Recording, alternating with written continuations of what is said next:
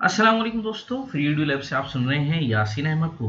मैं उम्मीद करता हूं कि आप सब खैरियत से होंगे और मज़े में होंगे।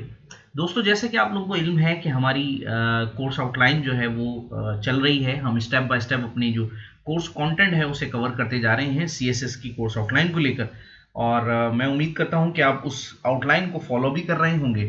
तो आज चलते हैं और देखते हैं कि अब हमारा जो नेक्स्ट टॉपिक है जो आज हमें पढ़ना है, बेसिकली उसका जो है वो सी एस एस का, वो हमें कौन सा पढ़ना है उसको देख लेते हैं। अच्छा देखें जी, लास्ट टाइम हमने सेलेक्टर्स को काफ़ी डिटेल में पढ़ा था, फिर हम लोगों ने कमेंट्स को पढ़ा, फिर हमने देखा कि किस तरह से एक्सटर्नल सी एस एस वगैरह हम लिंक कर रहे होते हैं।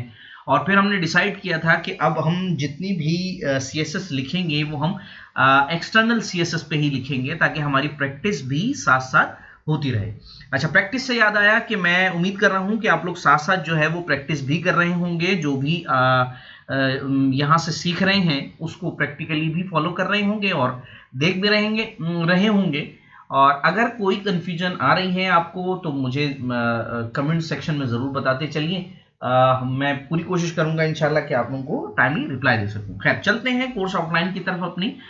अच्छा देखें जी, आज हम प्लान कर रहे हैं कि हम पढ़ेंगे कलर्स की प्रॉपर्टीज को, बैकग्राउंड प्रॉपर्टी को और बॉर्डर्स को। ये तीन टॉपिक आज हमें कवर करने हैं और हम पूरी कोशिश करेंगे कि जो है वो इसको इजीली हम जो है वो समझ जाएं। कुछ ऐसी मैं टेक्निक्स यूज करूंगा, कुछ ऐसी टेक्निक्स का इस्तेमाल करूंगा ताकि आप लोगों को इजीली समझ आ सके। तो मैं पूरी कोशिश करूंगा कि हम इसको प्रैक्टिकली करके जो है वो इसकी प्रैक्टिस भी कर लें और इसको देख भी लें कि ये आखिर किस तरह से हम यूज कर रहे होते हैं। तो चलते हैं, जल्दी से अपना विजुअल स्टूडियो खोल लेते हैं और प्रैक्टिकल की तरफ चलते हैं और देखते हैं कि इस पर हम किस तरह से काम कर सकते हैं। दोस्तों, विजुअल स्टूडियो हमने खोल लिया है और अब हम इस पे सी एस एस की एक एक्सटर्नल हम अपनी फाइल बना लेते हैं। अच्छा, आपको अगर याद हो तो हम लोगों ने लास्ट टाइम जो है वो style dot C S S पे काम किया था। आज हम एक नई फाइल बना लेते हैं। इस पे ही हम राइट क्लिक करेंगे, न्यू फाइल कहेंगे और हम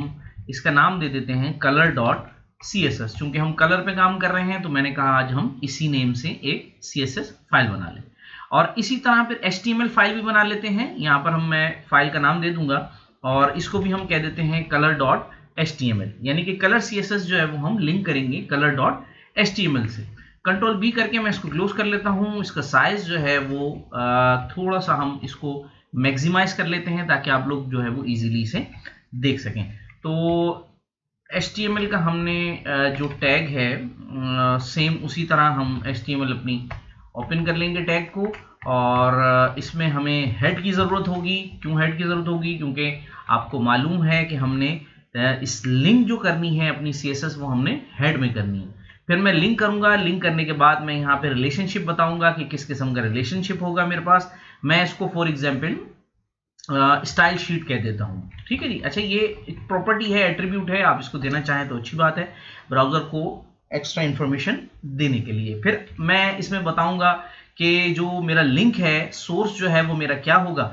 मैं कह देता हूँ कि भाई CSS के फोल्डर के अंदर, ठीक है, और कलर डॉट CSS को आपने लिंक करना है। ठीक है जी। ये हमने क्या कर दिया, हमने CSS को इसके साथ लिंक कर दिया।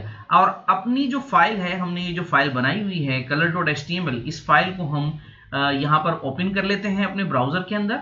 और मैं यहाँ पर इसे डबल क्लिक करके इसको ओपन कर लेता हूँ। ये हमने फाइल सिंपल से HTML की फाइल ओपन कर ली।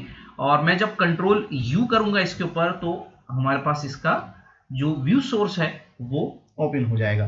तो व्यू सोर्स के अंदर हम देख सकते हैं कि हमने colour dot C S S को लिंक किया हुआ है। अभी हमने इसके अंदर कोई कोड नहीं लिखा तो इस वजह से हमारे पास कोई कोड नहीं आ रहा। तो चलते हैं colour dot C S S के अंदर और उससे पहले HTML के अंदर वापस आकर बॉडी वगैरह रेडी कर लेते हैं। और उसकी वजह यह है कि हम सारा काम इसी के अंदर कर रहे होंगे। एक मैं डिव ले लेता हूं। ठीक है। अच्छा, हमने सबसे पहले कलर की बात करनी है। ठीक है।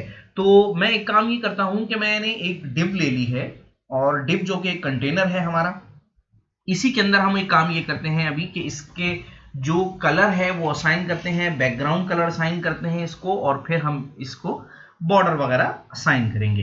तो सबसे पहले मैं काम ये करता हूं कि मैं कोई भी डमी टेक्स्ट ले लेता हूं। फॉर एग्जांपल मैं कह देता हूं दिस इज ये कुछ भी कह लें, या एक और हल आपके पास ये है कि आप सिंपल यहां से जाकर डमी टेक्स्ट ले लें। ठीक है, कोई भी वेबसाइट पे आप ये देखें, ये लॉरेंसम के नाम की एक वेबसाइट है, ये आपको डमी टेक्स्ट प्रोवाइड करती है। तो हमने सिंपल क्या किया, हमने यहाँ से जाकर ये टेक्स्ट कॉपी किया और यहाँ पे जाकर अपने पास पेस्ट कर लिया।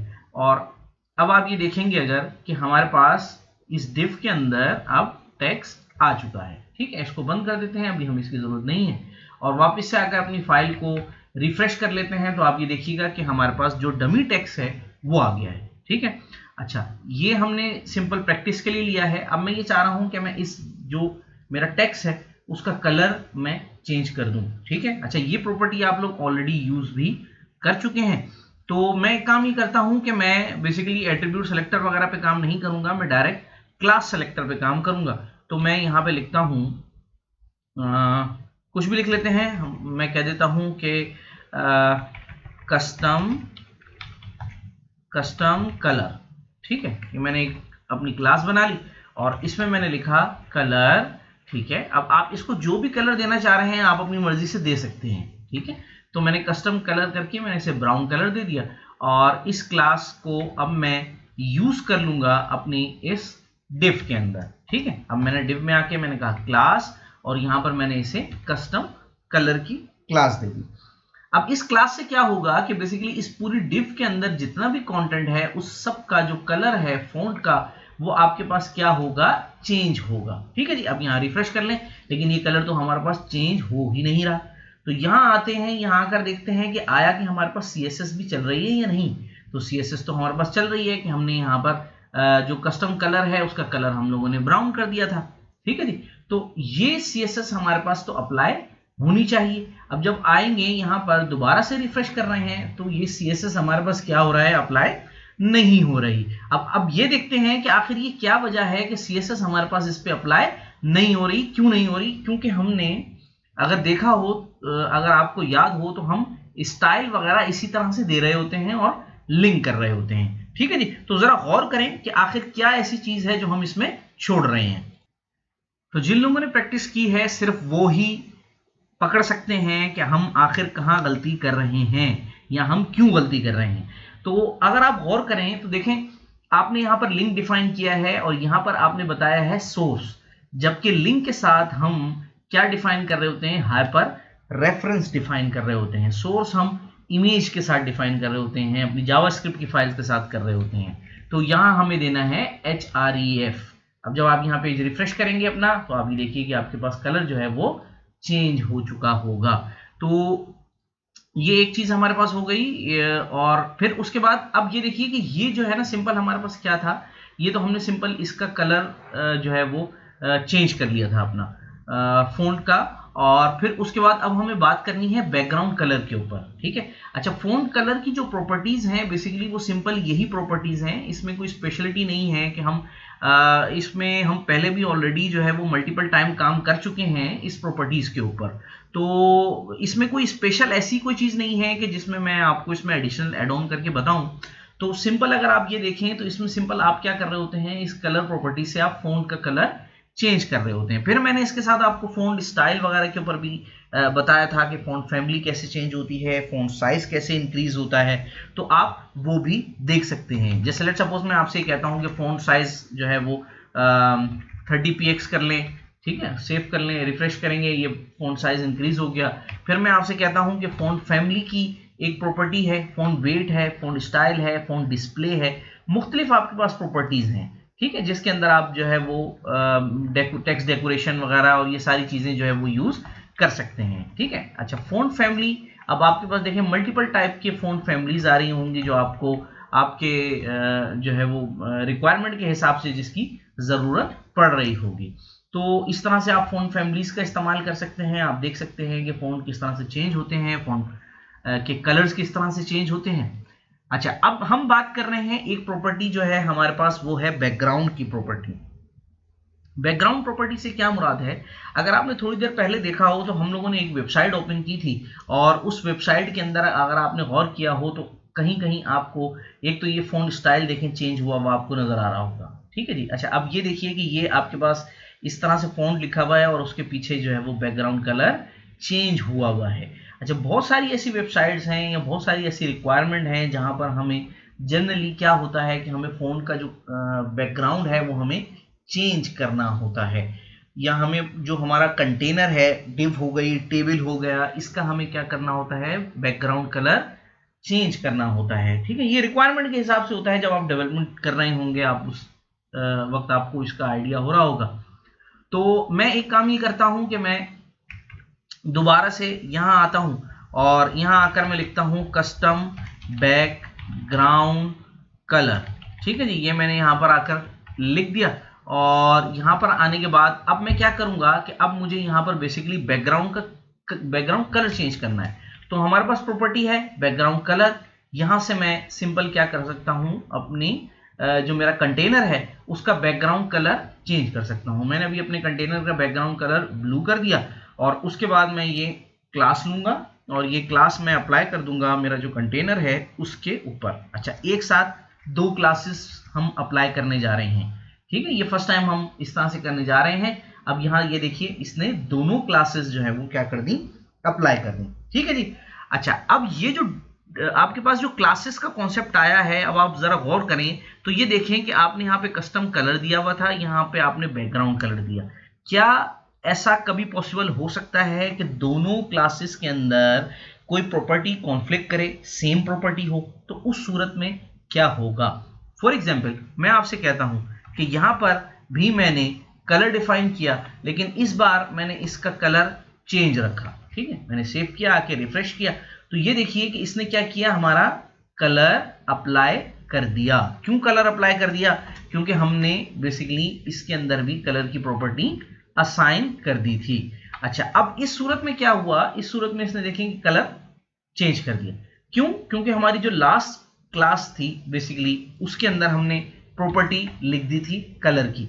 अब मैं अगर यहां पे इसको चेंज करूं तो क्या ये चेंज होगा? रिफ्रेश करते हैं तो देखिए इसको कोई फर्क नहीं पड़ा। ऐसा क्यों है? क्या ये इस वजह से है कि हम बेसिकली इसको हमने पहले लिखा हुआ है, इसको बाद में लिखा हुआ है? मैं चेंज कर देता हूं, रिफ्रेश किया मैंने और यहां आकर चेंज कर दिया। अब आप ये देखिए कि जो आपका ऑर्डर होगा उसी ऑर्डर के ऊपर बेसिकली ये कलर आपका चेंज कर रहा होगा। अब जैसे मैंने यहाँ पे ये व्हाइट कलर कर दिया, ठीक है। अब मैं अगर इसका ऑर्डर चेंज कर दूं, अपनी जो मेरी CSS है उसका ऑर्डर मैं यहां आकर चेंज कर दूं, तो क्या अब वापस से ऐसा हो जाएगा?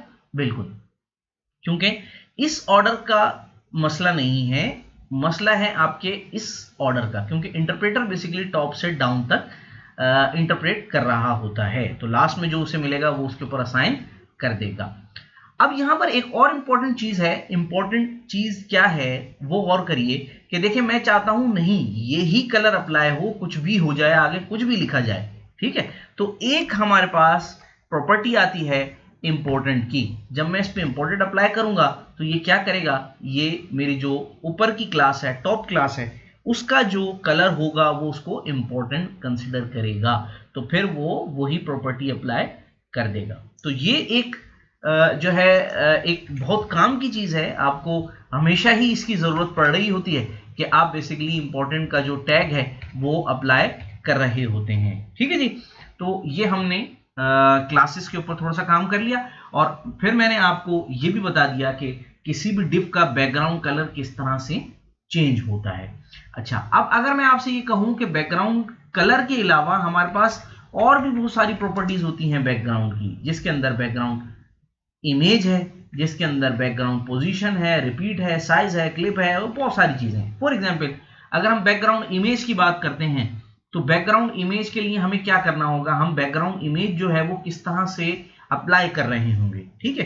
तो बैकग्राउंड इमेज के लिए आपको क्या करना होगा, इसको URL पास करना होगा। और URL कौन सा URL पास करना होगा? लेट्स सपोज हम गूगल पे चलते हैं और यहां से गूगल से कोई भी एक डमी जो URL है गूगल की, हम वो ले लेते हैं, ठीक है। मैं क्या करता हूं कि मैं डायरेक्ट गूगल का जो लोगो है मैं उसी का ही लिंक ले रहा हूं और वो लेने के बाद मैं क्या करने की कोशिश कर रहा हूं कि मैं यहां पर बैकग्राउंड पे गूगल का लिंक लगा दूं, ठीक है जी। अच्छा, अब ये देखिए कि हमारे पास चूंकि ये लिंक प्रॉपरली कॉपी नहीं हुआ, ये बेसिकली हमारे पास सोर्स के साथ आ चुका है, तो तो मैं एक काम ये करता हूँ कि मैं दूसरा लिंक कॉपी कर लेता हूँ, कॉपी लिंक एड्रेस। ठीक है, लिंक एड्रेस ऐसा होना चाहिए कि जब हम इसको ओपन करें तो हमारे पास ये ओपन होना चाहिए। तो जल्दी से कोई भी एक हमें ये मिल जाए, कॉपी इमेज एड्रेस। ठीक है जी, ये मैंने इमेज एड्रेस लिया। अब मैं देखता हूँ कि क्या ये हमें इमेज, बिल्कुल ये इमेज हमें मिल जाएगी। इसको कॉपी कर लेते हैं। कॉपी करने के बाद यहाँ हम जाकर, ठीक है, सिंगल कोट्स लगाकर हमने ये इमेज यहाँ पर पूरी इसी तरह एज इट इज लिंक में हमने पास कर दी। ठीक है जी। अच्छा, मैं एक काम ये करता हूं कि मैं इससे थोड़ा सा यूं कर लेता हूं ताकि आप लोगों को ये इजीली समझ आ जाए।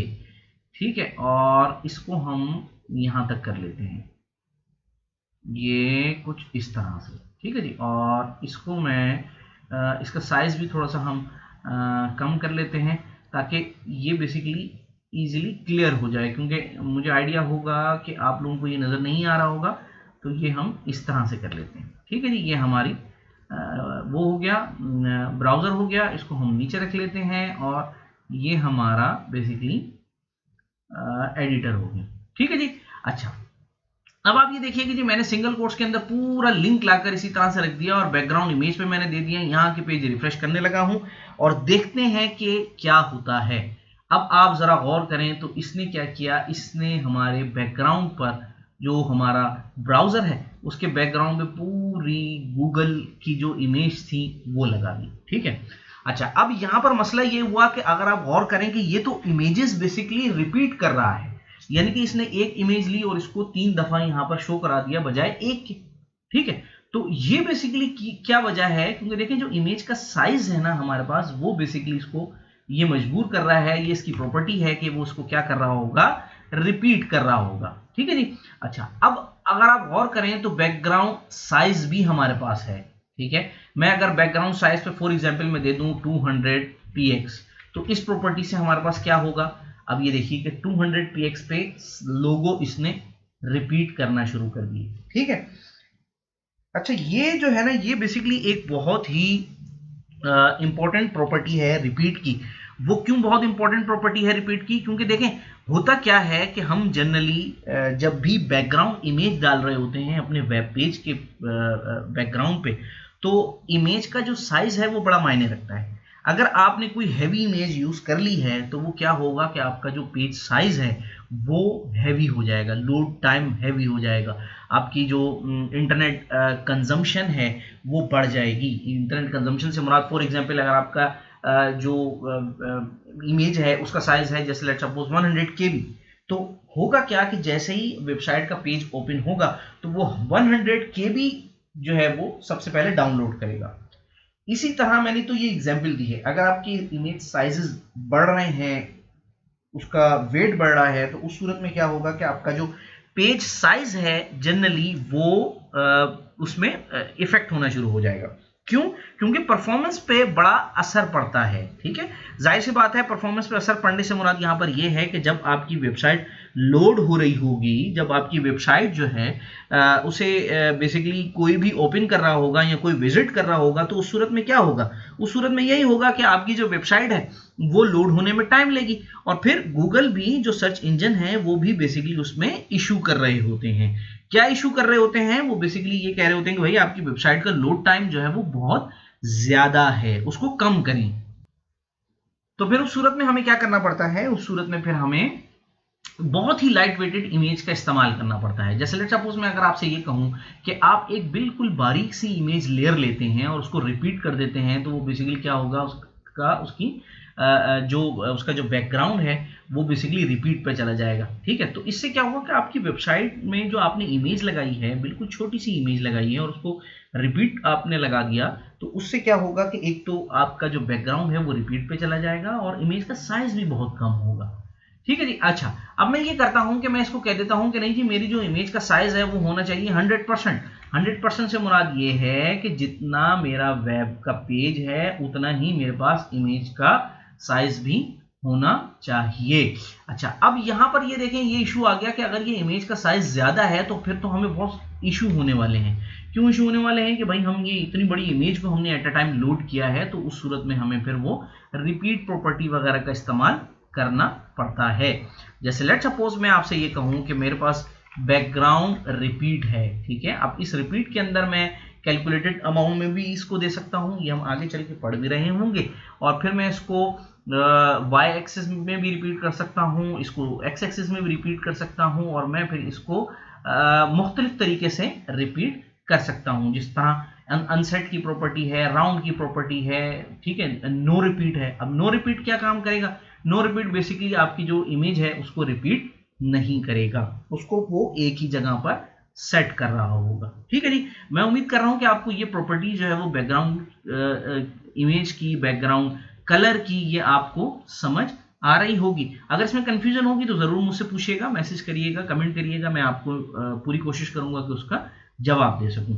अच्छा जी, अब मैं काम ये करता हूं कि मैं इस बैकग्राउंड यूआरएल को मैं कमेंट कर देता हूं। उसकी वजह यह है कि अब मुझे जो है वो बैकग्राउंड कलर का इस्तेमाल करना है, हम अपनी जो नेक्स्ट टॉपिक है उसको यूज करने के लिए। तो मैंने इसको वापस से ब्लू कलर किया और पेज रिफ्रेश किया, हम वापस से अपनी स्टेट पर आ चुके हैं। अच्छा जी, अब हम ये करने जा रहे हैं कि अब हम बेसिकली ये जो हमारी डिव है इसका जो बॉर्डर है, हम उस बॉर्डर को पढ़ने जा रहे हैं। ठीक है जी। अच्छा, ये बॉर्डर की प्रॉपर्टी क्या काम कर रही होती है हमारे पास, ये एक बहुत ही इंपॉर्टेंट टॉपिक है। आप जब इसको देख रहे होंगे तो आप जो है वो समझ रहे होंगे कि किस तरह से हम इसका इस्तेमाल जो है वो कर रहे होते हैं, और आप अक्सर वेबसाइट में इसे देख भी रहे होते हैं।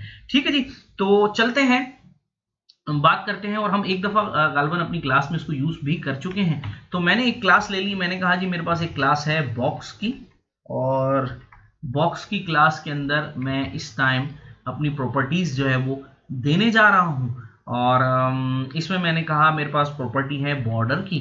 बॉर्डर की प्रॉपर्टीज़ का क्या काम है, देखें जी। अब इसमें सबसे जो पहली चीज़ है वो हमें बताना है कि बॉर्डर का जो वेट होगा ना वो हमारे पास कितना होगा। ठीक है, जैसे बॉर्डर अगर आप लिखते हैं, बॉर्डर रेडियस है, बॉर्डर बॉटम है, बॉर्डर कलर है, बॉर्डर टॉप है, बॉर्डर विड्थ है। टॉप विड्थ मतलब वेट की बात हो रही है, लेफ्ट राइट की बात हो रही है, बॉर्डर स्टाइल की बात हो रही है, टॉप लेफ्ट रेडियस की बात हो रही है। बॉर्डर की बहुत सारी प्रॉपर्टीज यहाँ पर मौजूद हैं।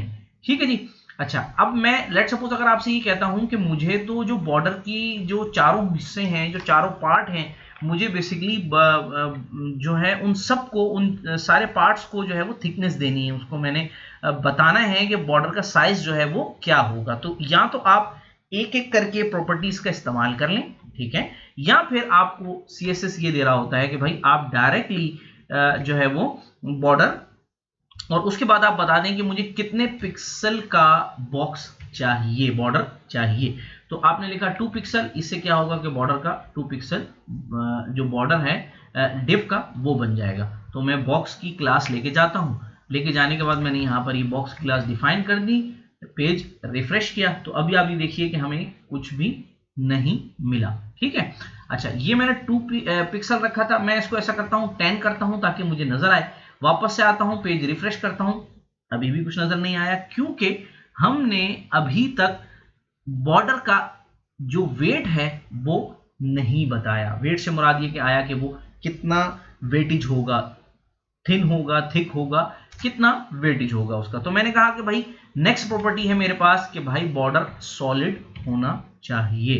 तो यहां के पेज रिफ्रेश करता हूं, जब रिफ्रेश करूंगा तो देखिए कि इसने क्या कर दिया, हमें बॉर्डर बनाकर दे दिया। अगर आप गौर करें तो कॉर्नर से हमें बॉर्डर मिल गया है, लेकिन मसला यह है कि उसका कलर अभी तक हमने नहीं बताया। अच्छा, ये तीनों प्रॉपर्टीज अलग अलग हैं, लेकिन आप चाहें तो आप इनलाइन यानी कि एक साथ सारी प्रॉपर्टीज दे सकते हैं। पहले आपने बॉर्डर की जो चारों पार्ट्स हैं, जो चारों सरफेसेस हैं, उनके बारे में बताया। फिर आपने उसके जो थिकनेस है, स्टाइल यानी कि बॉर्डर का, उसके बारे में बताया, और फिर आप अब उसके कलर के बारे में बताएंगे। ठीक है, जैसे मैं आपसे ये कह देता हूं कि भाई आप बॉर्डर के विड्थ के बारे में बताएं। ठीक है, आपने कहा जी बॉर्डर जो है वो 10 पिक्सल होना चाहिए। ठीक है जी, पेज रिफ्रेश कर लें। अच्छा, फिर मैंने कहा कि भाई बॉर्डर का जो स्टाइल है आप वो बताओ। ठीक है, तो आपने कहा कि भाई बॉर्डर जो है उसका जो स्टाइल है वो बेसिकली डैश हो, डॉटेड हो, डबल या कुछ भी, या सॉलिड, या जो जो भी आप देना चाह रहे हैं, ये आपने इसका स्टाइल दे दिया। ये दो प्रॉपर्टीज आपने इससे असाइन कर दी। ठीक है, अब वापस उस स्टेट पे आ गए। देखें तो यहाँ पे दोनों प्रॉपर्टीज अलग अलग हमने डिफाइन की। हम चाहते तो जैसे पहले कर रहे थे वैसे भी हम कर सकते थे। फिर मैंने यहाँ पर कहा कि भाई बॉर्डर जो है वो उसका कलर बता दो। ठीक है, बॉर्डर का कलर हमने बता दिया कि भाई बॉर्डर का कलर जो है ना वो ब्राउन कर दें ताकि नजर आए। जब रिफ्रेश करेंगे तो अभी देखिए बॉर्डर का ब्राउन कलर हो गया। ठीक है जी, यहां तक क्लियर हो गया। अच्छा, अब ये देखिए कि एक ही लाइन में इसको किस तरह से लिखना था। मैंने ये कोड कमेंट कर दिया और मैंने यहाँ पे लिखा बॉर्डर, बॉर्डर के बाद मैंने यहाँ पे कहा भाई 10 पिक्सल सॉलिड, और फिर उसके बाद मैंने कलर बता दिया ब्राउन। ठीक है जी, पेज रिफ्रेश करेंगे कोई फर्क नहीं पड़ा क्योंकि हमने प्रॉपर्टी असाइन कर दी है। अब आप गौर करें, ये एक सिंगल लाइन प्रॉपर्टी में हमने सब लिख दिया था और यहां पर हमने मल्टीपल लाइंस का इस्तेमाल किया। तो ये बेहतर प्रैक्टिस है, आप चाहें तो आप इसको यूज कर सकते हैं। अब बॉर्डर के मुख्तलिफ स्टाइल हैं, जैसे डॉटेड है। ठीक है, जब आप रिफ्रेश करेंगे तो ये बेसिकली इस तरह से बॉर्डर आ रहा होगा, और अगर आप डैश का इस्तेमाल करेंगे तो सिंपल आपको बॉर्डर का जो स्टाइल है वो इस तरह से मिल रहा होगा। तो ये मुख्तलिफ प्रॉपर्टीज हैं बॉर्डर की और इसको मुख्तलिफ तरीके से इस्तेमाल किया जाता है। अच्छा, अब जो सबसे इंपॉर्टेंट चीज है बेसिकली वो क्या था हमारे पास, बॉर्डर का रेडियस। जैसे लेट सपोज मैं आपसे ये कहता हूं कि इस टाइम, अच्छा मैं इसको प्रॉपर सॉलिड पे ले जाता हूं ताकि हम इसको समझ सकें। ठीक है, मैं इसको जरा रिमूव करता हूं ताकि मैं दोबारा से बताऊं। देखिए ये हमारे पास कॉर्नर में पूरा हमारे पास बॉर्डर रेडी हुआ है। ठीक है, अच्छा अब मैंने यहां पर क्या किया, मैं यहां पर आया, ये मैं अलग से आपको प्रॉपर्टी बता रहा हूं। बॉर्डर रेडियस की आप वहां पे भी यूज कर सकते थे। मैंने कहा 10 पिक्सल। ठीक है, 10 पिक्सल बॉर्डर रेडियस। अब इसने ये देखिए क्या किया, जो हमारे एज थे बॉर्डर के, बेसिकली इसने क्या कर दिया, उनको थोड़ा सा कर्व कर दिया। इसी तरह आप इसको अगर मजीद करेंगे 20 पिक्सल तो ये मजीद कर्व कर देगा। ठीक है जी, इसी तरह अगर आप 50% कर देंगे इसको तो 50% का मतलब ये हुआ कि फुल कर्व होने चाहिए। तो ये हमारे पास बॉर्डर रेडियस की प्रॉपर्टी थी। जनरली बॉर्डर की बहुत सारी प्रॉपर्टीज हैं, अगर आप देखें बॉर्डर बॉटम, कलर, टॉप, बहुत बहुत सारे स्टाइल हैं बॉर्डर के। एक एक करने अगर मैं आपको बताता चलूं तो ये बहुत ही टाइम कंज्यूमिंग है। स्पेसिस हैं और टॉप, बहुत सारे स्टाइल हैं बॉर्डर के। तो एक एक प्रॉपर्टीज आप करके प्रैक्टिस जो है वो चाहे तो आप इसकी प्रैक्टिस कर सकते हैं और करके भी चेक कर सकते हैं कि ये प्रॉपर्टीज क्या और किस तरह का काम कर रही होती हैं। तो मैं उम्मीद करता हूं कि आज की जो हमारी वीडियो थी, जो हमारा आज का जो टॉपिक था वो आपको क्लियर हो गया होगा। और अगर क्लियर नहीं हुआ, कोई कंफ्यूजन है तो आप कमेंट बॉक्स में मुझे ज़रूर बताइएगा। मैं इंशाल्लाह पूरी कोशिश करूंगा कि आपको उस हवाले से गाइड करता चलूं। अगर आपने अभी तक पिछली वीडियोस नहीं देखी, इस वीडियो से ज्वाइन किया है, तो मैं आपको बताता चलूं कि ये वीडियोस जो है वो एक दूसरे पर डिपेंडेंट है। एक कोर्स आउटलाइन है जिसको हम फॉलो कर रहे हैं। तो पिछली सारी वीडियोस देखते हुए आइएगा ताकि आप इजीली जो है वो CSS के बारे में पढ़ सकें। और मेजरली मैं ये भी आपको बताता चलूं कि ये बेसिकली जो हम कोर्स आउटलाइन लेके चल रहे हैं ये बिल्कुल बिगनर्स के लिए है। ठीक है, बिगनर्स जिन्होंने अभी नया वेब डिजाइनिंग स्टार्ट किया है या जो पढ़ना चाह रहे हैं वेब डिजाइनिंग को, ये उनके लिए है। तो अगर आप रिकमेंड करना चाह रहे हैं अपने फैमिली में, अपने फ्रेंड्स में, या जो है वो अपने सर्कल में, उसको लाजमी रिकमेंड करिएगा, शेयर करिएगा उनके साथ। और जो है वो मेरे वीडियो को लाइक लाजमी करिएगा ताकि मुझे आइडिया होता चले कि आप लोग इससे इस्तेफादा हासिल कर रहे हैं। मैं उम्मीद करता हूं कि आज की वीडियो क्लियर हो गई होगी। अभी तक के लिए इस वीडियो में इतना ही। मिलते हैं इंशाल्लाह नेक्स्ट वीडियो में नए टॉपिक के साथ। जब तक के लिए इजाजत दीजिए, अपना ध्यान रखिए, दुआओं में याद रखिए। अल्लाह हाफिज।